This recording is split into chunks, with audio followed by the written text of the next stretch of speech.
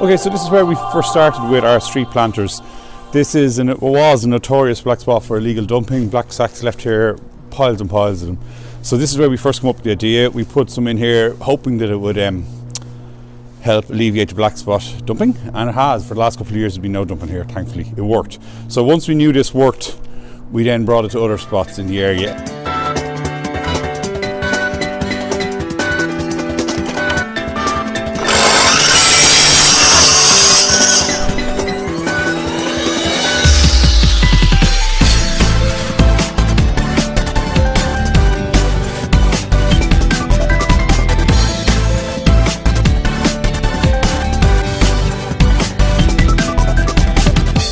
So we came up with this design after a bit of trial and error. They're based off a 16-foot long length of decking, which we couldn't have to be 8 foot.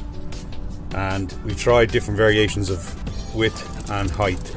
And this is sort of 2 boards wide by 2 boards high, it's about 30 centimetres either way. We found is about the right amount of soil for planting most things we need. You can go shallower if you want, or in one case where we have the really narrow ones, it's because there's not much road access on the pavement. But this is a nice size, it saves enough soil in it that you don't have to water too often.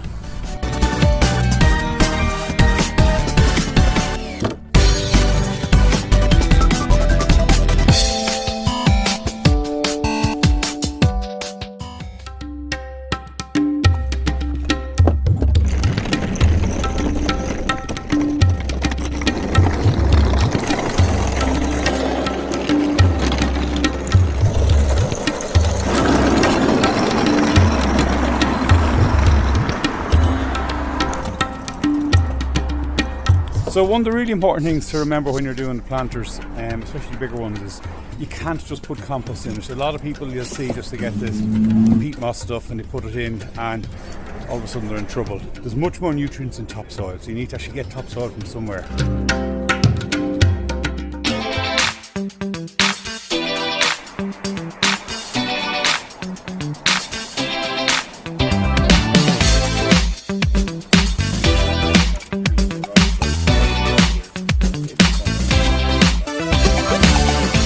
These ones here would tend to be more annual plants, so they're much more colourful.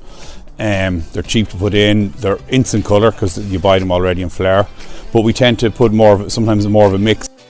The main thing is to use some evergreen shrubs for all year round colour, and they take less watering. The addition of some bulbs and perennials will keep the cost down.